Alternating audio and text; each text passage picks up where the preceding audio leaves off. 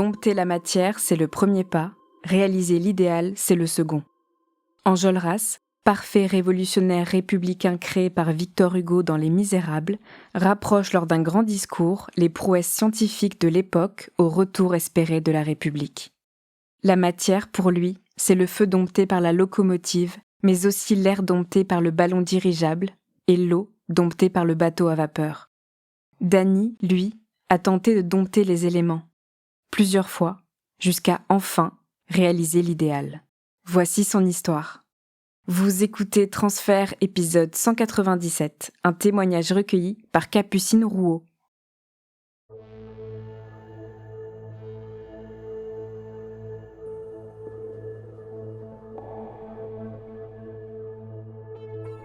Je suis originaire de Vénissieux, je suis né à la Croix-Rousse. Vénissieux, ça fait partie de ces quartiers un peu sensibles de la banlieue lyonnaise et je grandis entre Vénissieux, avenue Viviani et Saint-Fond, où je passe toute mon enfance. Oui, je grandis avec ma maman qui m'élève seule, famille monoparentale et dans ce milieu populaire dans les années 70-80 dans la banlieue lyonnaise. Comme toutes les personnes originaires de Vénissieux, Saint-Fond, Fézin, on a une culture qui est liée à ce qu'on appelle le couloir de la chimie, une culture ouvrière, une culture de métallo, de métallurgiste. Par la suite, maman nous exfiltre vers un petit village qui s'appelle Fay-le-Clos dans la Drôme. Je suis adolescent, je rentre au collège, je suis en 6e. Maman fait un choix de vie, d'aller à la campagne. C'est pour ça que je dis que j'ai cette double culture, puisque je suis à la fois originaire des quartiers populaires de la banlieue lyonnaise, et ensuite je continue à me construire en tant qu'homme dans ce milieu rural, au milieu des champs, au milieu de la campagne.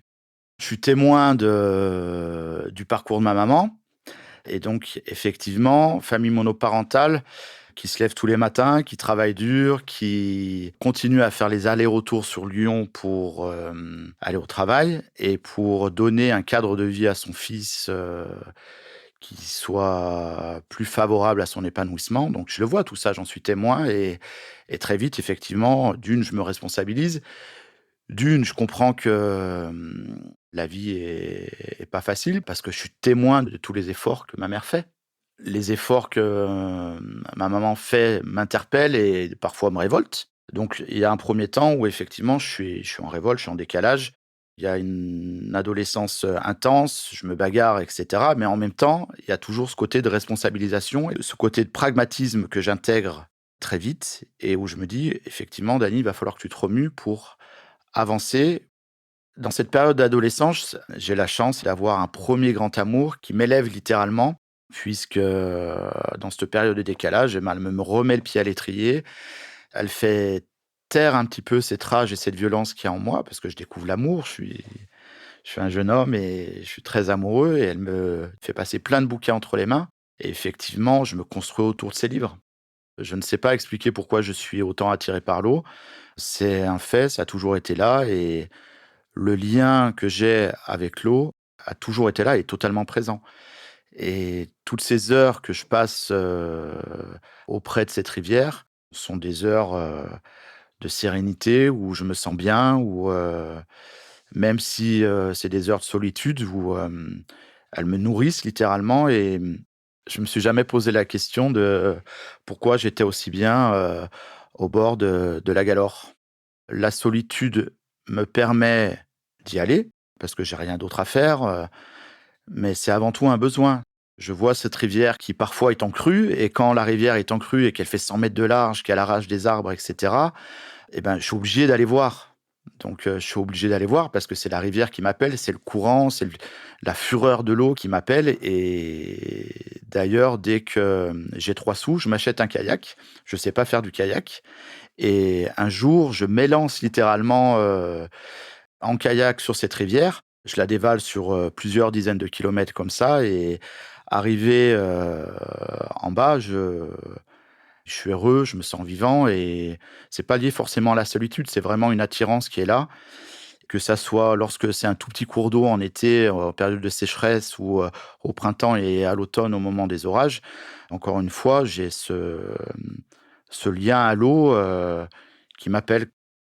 En 1993, j'ai 20 ans et le petit frère de Karine, donc qui est cette jeune femme qui m'a re-sociabilisé, remis le pied à l'étrier pour les études, est à côté de moi. Il a 6 ans de moins que moi. On regarde des magazines de surf et je lui fais la promesse de l'emmener, l'été prochain surfer en Espagne, sur, la vague dont parle l'article, du magazine de surf.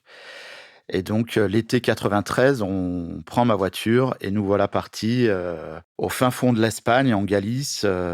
Il y a pas d'autoroute pour aller, en Galice. Nous mettons, plus de 24 heures, pour nous y rendre, précisément à la Playa des Pantines, le coin le plus à l'ouest de l'Espagne, au nord-ouest de l'Espagne.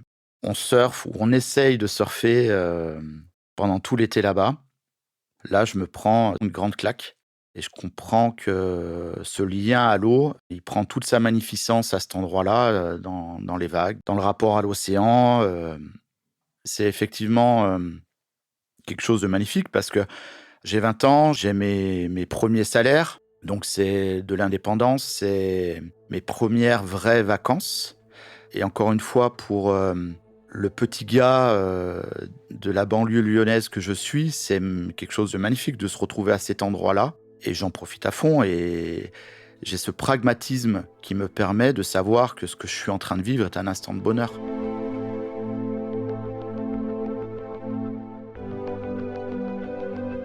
Je finis mon DESS, j'ai 25 ans, je fais partie des dernières classes à devoir faire leur service militaire.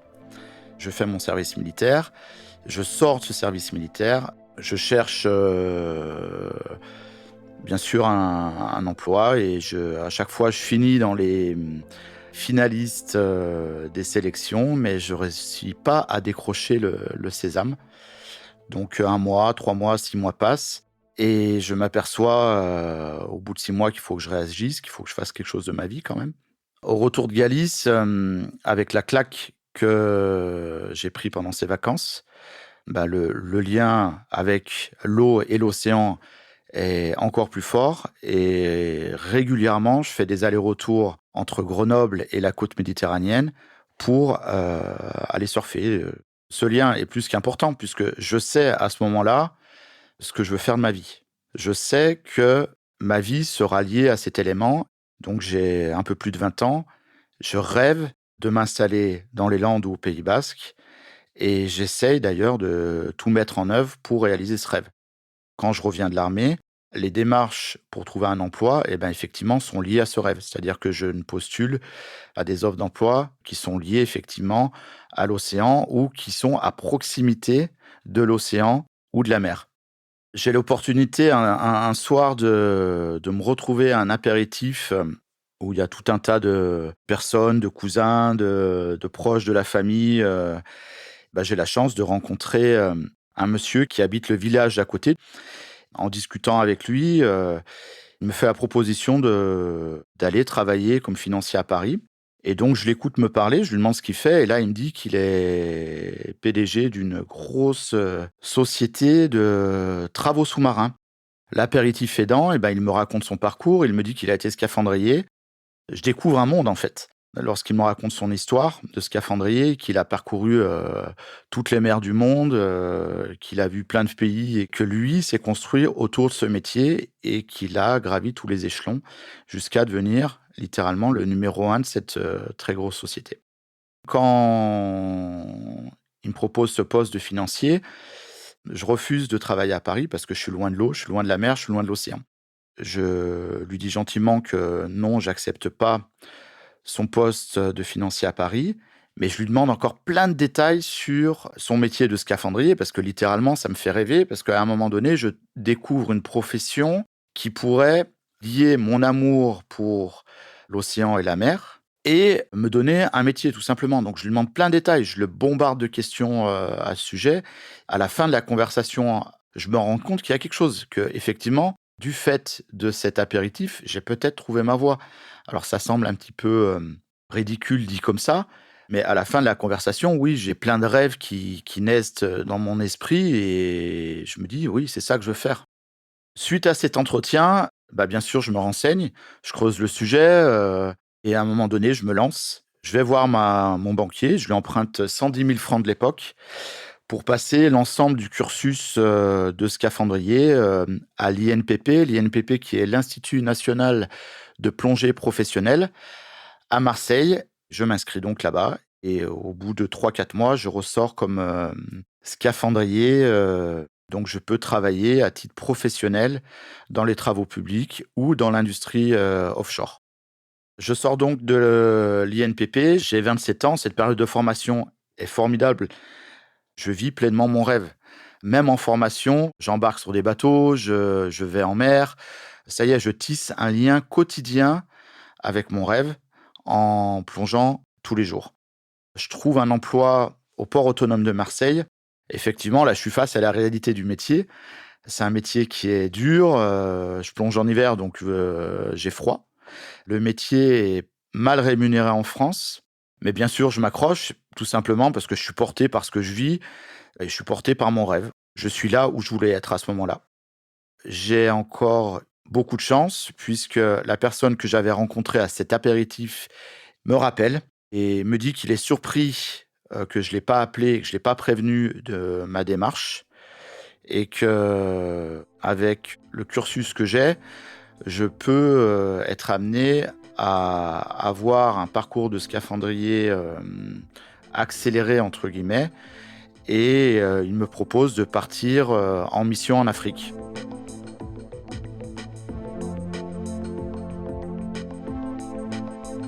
Donc en 2000, j'embarque sur un navire de construction qui s'appelle le Dynamic Installer. Donc je suis intégré à une équipe de scaphandriers. J'ai un crédit à rembourser, j'ai la notion du temps qui passe. Je suis à bord de ce bateau et j'apprends plein de choses. C'est formidable parce que il y a une notion de fraternité qui se met en place.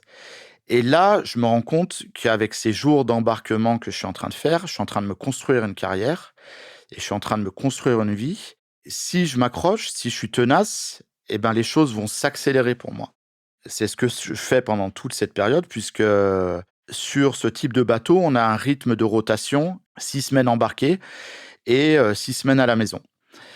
Lors de cet embarquement, je fais donc 87 jours en mer à bord de ce bateau, mais je vois pas passer les jours puisque de toute façon, au bout d'un certain temps, on n'a plus la notion du temps. La seule chose que je vois, c'est que, je vois les gens partir et revenir. Donc c'est littéralement, passionnant, enivrant. On est dans une espèce de d'adrénaline constante qui fait que, là aussi, je me sens pleinement à ma place. Lors de ces embarquements, j'ai la chance de faire, tout le golfe de Guinée. C'est-à-dire que j'ai fait le Togo, le Bénin, le Nigeria, je vais au Cameroun, je passe plusieurs semaines, au Gabon. J'ai la chance de voir plein de pays d'Afrique. Ce qui est remarquable lorsque je suis embarqué, c'est tous ces paradoxes. Il y a une fraternité très, très forte qui lie les équipes de scaphandriers. Mais en même temps, lorsqu'il plonge, il veut, briller, il veut faire, même parfois mieux que son collègue. Il y a une notion un petit peu de, j'ai envie de dire de compétition, de saine compétition et je dirais que chaque scaphandrier quelque part est un athlète. On attend tous le moment où on plonge. Pourquoi? Parce que on est dans un environnement qui est industriel, très bruyant et ce qui nous porte, effectivement, c'est de plonger. Toutes ces années où, je suis à bord du Dynamic Installer sont des années, j'ai envie de dire, d'apprentissage. Les opérations qu'on mène quand on est scaphandrier sont multiples. Ça va de simples inspections sous-marines, on va vérifier visuellement que les plateformes sont en place, qu'elles sont intègres et des fois, ça va vers des choses beaucoup plus complexes qui sont, des connexions de tuyaux, des connexions de câbles. C'est d'aller, au fond, c'est d'aller faire nos travaux. Quand on plonge et ben effectivement, d'une part, on voit des choses magnifiques, des poissons et cetera, mais il y a aussi beaucoup, beaucoup, d'adrénaline et d'ailleurs, je dis qu'on voit des poissons, mais parfois, comme au Nigeria, on plonge, dans des eaux où on voit rien du tout. On plonge littéralement dans le café parce que les eaux ont une visibilité qui est quasi nulle. Lorsqu'on plonge en scaphandre, c'est pas le monde du silence comme le décrit, le commandant Cousteau, parce qu'on plonge déjà avec un scaphandre, donc on a un phénomène de bullage qui est lié à l'équipement, au casque tout simplement. On est continuellement en contact avec la surface, puisqu'on est supervisé par un chef d'équipe en surface qui nous demande de faire, telle tâche, de faire attention à ceci, d'être, attentif à cela, qui nous donne nos paramètres aussi de plongée et puis, sous l'eau, au niveau de ces plateformes pétrolières et ben, effectivement, c'est très bruyant. On a le bruit des bateaux, on a, aussi le bruit des outils. C'est un environnement qui est relativement bruyant. En tant que scaphandrier, j'ai plongé, au milieu, des raies manta, mais je parle de raies manta qui font plusieurs mètres de circonférence. J'ai été approché par, des mérous Goliath, qui venaient littéralement, jouer avec moi, ou encore j'ai vu des tortues qui venaient nous voir par curiosité, se demander, qui était ce gros bonhomme avec son casque qui faisait autant de bruit. Ou, en surface, j'ai pu voir des dauphins, des centaines de dauphins et encore une fois, les couchers de soleil africains sont lorsqu'on est en surface, sont magnifiques. Après, il y a un fait qui est important, c'est que ces plateformes pétrolières sont véritablement des réserves naturelles. Parce que ça crée des récifs artificiels, il y a plein de coraux qui se fixent, il y a une vie qui se fixe sur ces structures et effectivement, c'est un milieu qui est très, très riche, qui est riche d'une biodiversité.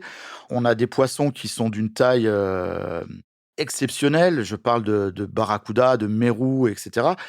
Parce que, ce sont des sanctuaires. C'est-à-dire que ces plateformes sont à l'abri de toute, de tout chalutage, de toute zone de pêche et à l'intérieur de ces plateformes ou dans un périmètre proche de la plateforme, effectivement, il y a une vie conséquente qui est là, du fait que les coraux s'accrochent aux membrures de la plateforme et que ça génère effectivement toute une chaîne alimentaire.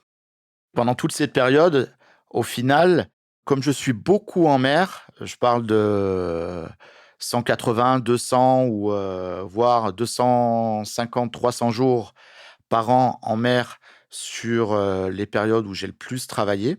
Dès que je rentre à terre, ben, je fonce dans mon garage, je récupère ma planche de surf et j'en profite à 200 pour, essayer de rattraper le temps perdu en ce qui concerne, le surf. Parce que quoi qu'il en soit, le temps que j'ai passé en mer n'est pas perdu, ni en termes de carrière, ni en termes de construction de vie.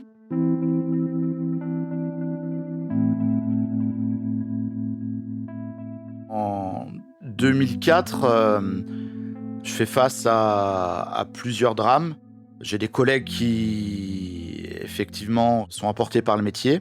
Plusieurs autres incidents, entre autres une panne d'air à 40 mètres de fond, me laissent à penser que j'ai le mauvais œil sur moi un petit peu. Je décide de faire un break dans ma carrière de scaphandrier offshore et je rentre à ce moment-là en France.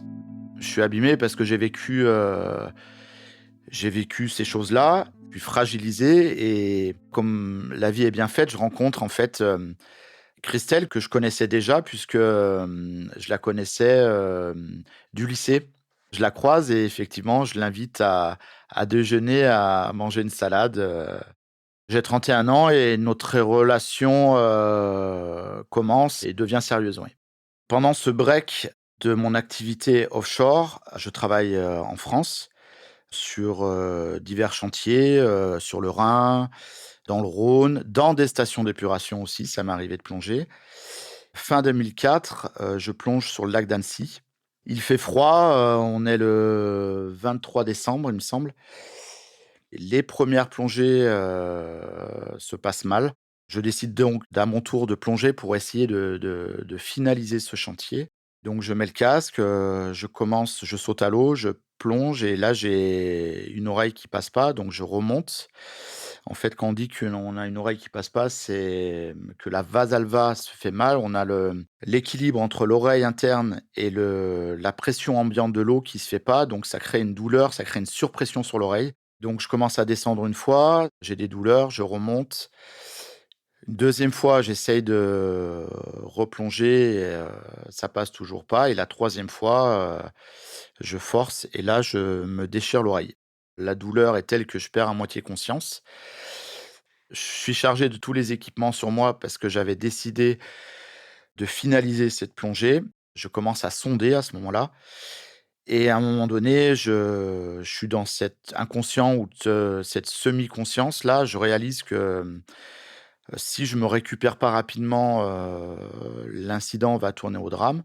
J'ai l'autre oreille qui, à son tour, se déchire et j'arrive au fond, j'ai de la chance puisque je retrouve mes esprits et je suis au fond, ben, donc je sens bien qu'il y a quelque chose qui se passe dans mes oreilles parce que je sens un liquide chaud qui coule le long du cou. Je finalise le travail. Plusieurs dizaines de minutes après, je remonte en surface, mes collègues me récupèrent. Ils m'enlèvent le casque et j'ai les 2 oreilles en sang, littéralement. Donc je suis emmené aux urgences.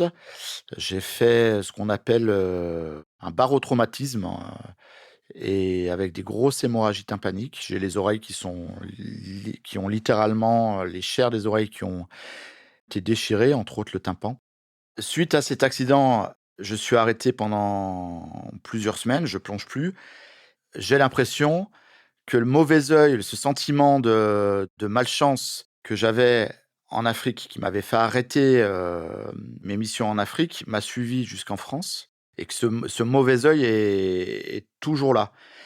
Mais j'ai 31 ans, je me sens, invulnérable, faut le dire et je ne prête pas attention à cet accident. Cet accident, en fait, ne brise à aucun moment le lien que j'ai avec l'océan parce que le lien que j'ai avec l'océan, d'une part, il est entier et d'autre part, c'est plus un simple rêve, c'est mon métier. Je me suis construit autour de ce lien. Je sais que ce lien est indéfectible. Donc, l'accident, en fait, je le minimise. Suite à l'accident, je fais une contre-visite qui me donne l'autorisation de replonger et en 2005, je retourne faire des missions en Afrique. Je pars en mer et pour, plusieurs semaines, plusieurs mois et sans rien attendre d'elle, Christelle à chaque retour, elle est là et c'est Victor Hugo qui disait, «Il y a les morts, il y a les vivants, il y a ceux qui sont en mer». Quand on est en mer, on est en dehors du temps. La vie à terre, elle continue d'avancer.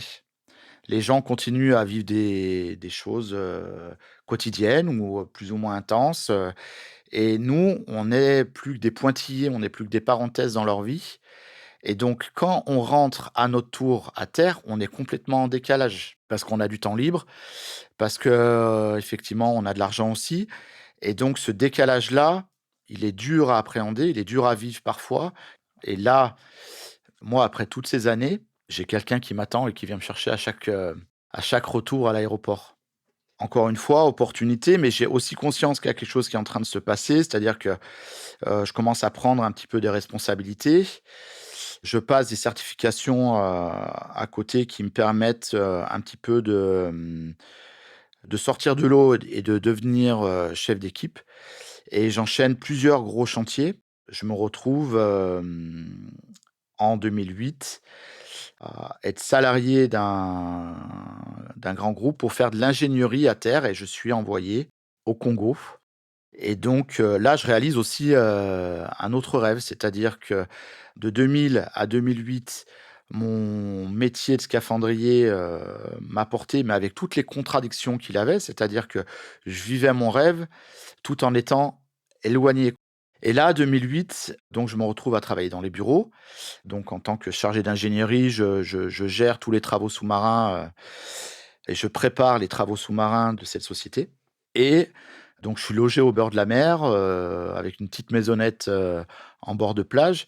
J'ai ma compagne qui est avec moi, mais je n'ai plus, ce contact quotidien via la plongée avec la mer. Je suis plus scaphandrier, tout simplement.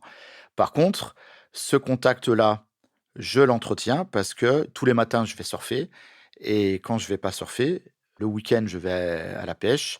Le week-end, Je vais à la chasse sous-marine et puis, même, parfois, j'emmène des gens sur mon bateau. On va voir, au moment de la saison de ce qu'on appelle la saison des baleines, c'est-à-dire que les baleines passent, au large des côtes du Congo pour, aller dans les eaux froides, donc je les emmène en bateau. Donc c'est encore une fois, au quotidien, c'est que du bonheur.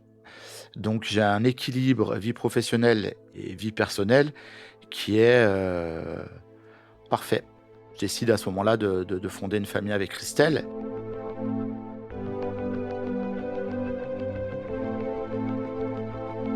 En 2010, on a notre premier enfant, et en l'honneur du Congo, avec Christelle, on décide d'appeler, notre fille Lila Mwana. Mwana qui veut dire «enfant» en congolais. Cette nouvelle vie, dans les bureaux pour moi, je la gère, très bien en fait. Malheureusement, je m'aperçois que j'ai de plus en plus de mal à entendre, que cette, mauvaise audition évolue. Effectivement, je m'aperçois que mon audition est mauvaise parce que je fais répéter à plusieurs reprises lors de réunions importantes, mes interlocuteurs. Ça devient un véritable handicap. Elle évolue jusqu'en 2011 du fait de mes activités aquatiques tout simplement, hein, parce que je chasse, je pêche, je vais surfer quotidiennement. En 2011, j'ai une grosse infection sur, l'oreille gauche. Dans un premier temps, je suis traité, au Congo, puis, on décide de m'évacuer pour, aller me faire soigner en France où, j'ai une grosse intervention de l'oreille gauche, les exostoses, on me fait une nouvelle greffe de tympan. Lorsque je sors de cette intervention, l'ORL me fait comprendre qu'effectivement j'ai des problèmes, d'audition. Il verbalise ce que j'avais senti. Je dois me faire appareiller. Lorsque, je suis appareillé, dans un premier temps, je suis toujours encore une fois dans le déni. Je veux dire, je me crois encore, invulnérable. J'ai du mal à admettre que je suis diminué et je pense que, ça va passer, que ça va pas se voir. J'en discute pas, je cache ma prothèse auditive un petit peu, mais c'est lié, à une forme de machisme, d'orgueil peut-être mal placé. En 2014, je suis, muté en Angola où, je prends un poste toujours, lié aux travaux sous-marins et en 2015, j'ai un deuxième enfant avec ma compagne et donc, on décide de l'appeler, toujours en référence, au Congo, Léo et Luango. Luango, du nom de la baie de Luango qui se trouve à côté de Pointe-Noire et aussi au royaume de Luango qui était un royaume, congolais, avant la colonisation. En 2018, après 10 ans en Afrique, on décide de rentrer en France avec, ma famille. Donc, c'est tout naturellement, qu'on rentre dans notre maison, de Seignos. Là, une nouvelle vie commence pour nous.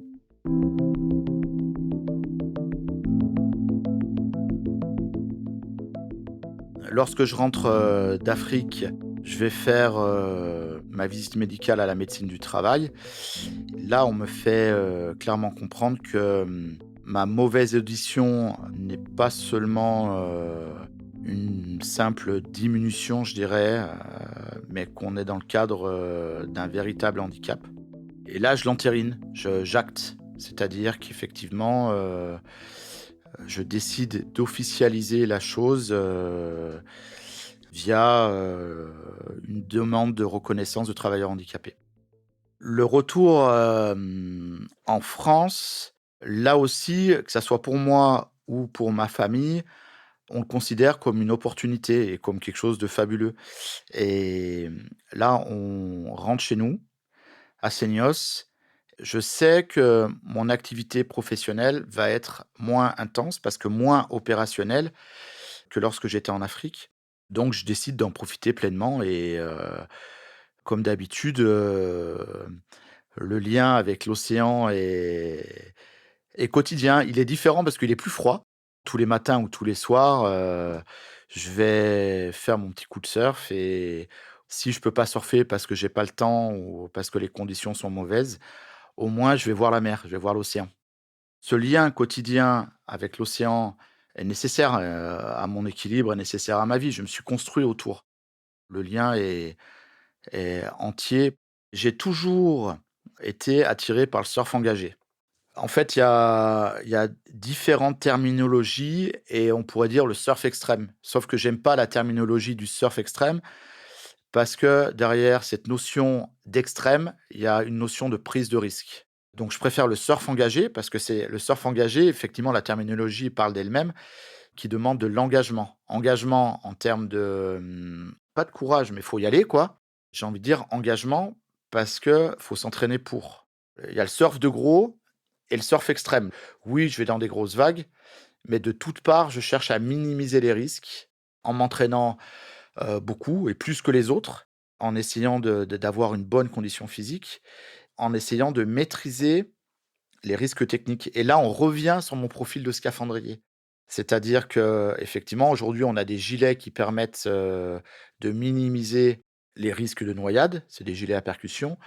On a des machines, des jet skis qui assurent notre sécurité. On a des procédures de sécurité, de récupération qui sont en place. J'ai un coéquipier avec lequel on s'entraîne régulièrement à répéter ces procédures.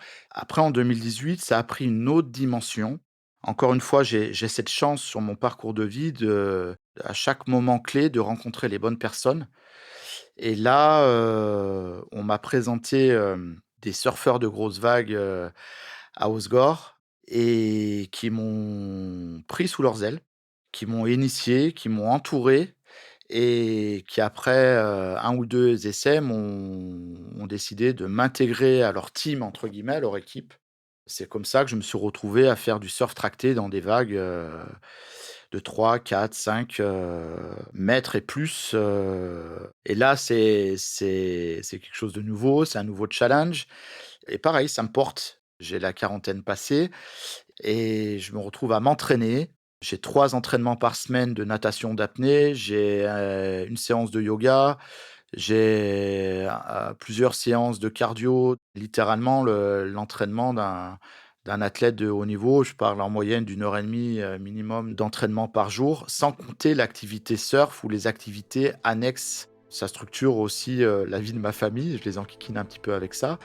Effectivement, on est une beach family, quoi. Dès qu'il y a 2 rayons de soleil, que ça soit l'été ou l'hiver, on est tous dans l'eau, quoi.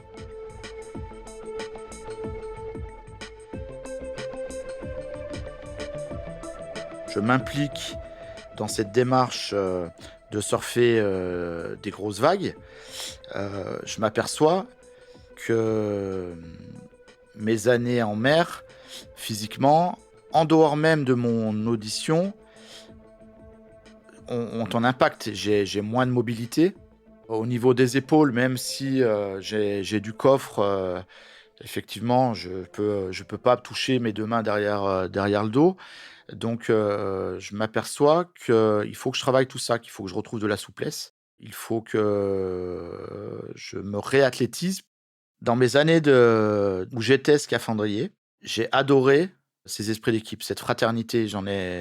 J'en parle souvent et c'est une valeur qui est complètement ancrée aussi en moi et lorsque je m'intègre dans ce parcours de surf engagé, de surf tracté ou de surf de gros, on peut le nommer comme on veut, je retrouve cette notion de fraternité avec, une notion de partage, une notion de solidarité aussi et puis aussi, il faut le dire, une petite notion aussi de compétition et donc j'ai envie de dire, je retombe sur mes pattes. J'ai pas envie de dire que la boucle est bouclée parce que c'est la boucle est jamais bouclée au final, mais je retrouve des valeurs qui m'ont porté lorsque j'étais scaphandrier au sein de cette nouvelle discipline qui s'ouvre à moi et c'est pour ça que je m'y intègre, pleinement et que je m'y donne autant. Bien entendu, il y a pas que le surf de gros, je pratique pas que le surf de gros, je surfe aussi des vagues en longboard, j'emmène mes enfants à la plage, on fait du bodyboard ensemble, donc dans toutes mes activités aquatiques, bien sûr que je protège mes oreilles. Je protège mes oreilles comment? Déjà avec des bouchons et en fait les oreilles sont les parents pauvres de nos sens. C'est-à-dire que quelqu'un qui perd la vue, tout de suite, ça va l'handicaper, ça va le gêner et il va se faire mettre une paire de lunettes. Quelqu'un qui perdra un peu d'audition, il va pas s'en apercevoir systématiquement et il va faire traîner la chose. Et c'est dommage parce que ça vous isole, en fait. Ça vous isole de votre environnement, mais ça vous isole aussi des autres.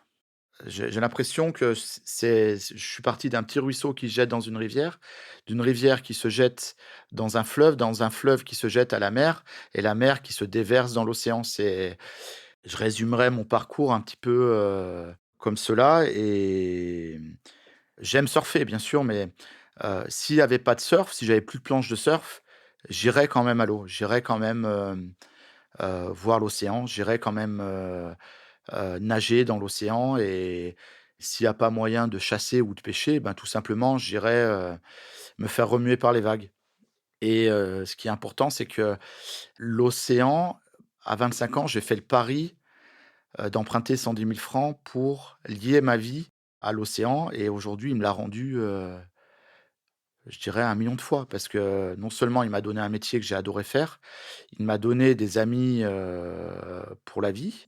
Cet océan, il m'a donné aussi une famille puisque, ma compagne, si elle n'avait pas aimé l'océan, nager et cetera, ça aurait pas été ma compagne. Encore aujourd'hui, des années après avoir fait ce pari, l'océan, les vagues et ce milieu-là me nourrit chaque jour et m'apaise chaque jour. Souvent je dis,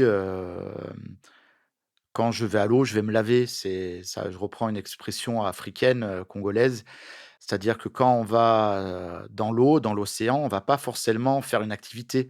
On va se laver, c'est-à-dire on va se laver le cœur, on va se laver l'âme parce que justement le flot de l'océan nous permet amène cet apaisement, cette sérénité et c'est essentiel à mon équilibre. J'aurais pu rester dans ma campagne, drômoise, dans mon village où j'ai fait le pari de vivre mes rêves. Derrière tout ce chemin de vie, il y a une ténacité, il y a des opportunités, il y a, de la bienveillance et aujourd'hui, même si sur mon parcours, heu, j'ai eu cet accident, qui font de moi aujourd'hui une personne, malentendante ou handicapée. Je regrette aucunement ce parcours, au contraire. Si c'était à refaire, je le referais. Lorsque j'avais 20 ans et que j'ai découvert la Galice, le surf et ce lien qui allait faire mon chemin de vie, qui allait me tenir pendant toutes ces années, jamais j'ai rêvé en être là aujourd'hui. C'est-à-dire que je suis allé bien au-delà de mes rêves et bien au-delà de mes pensées les plus folles.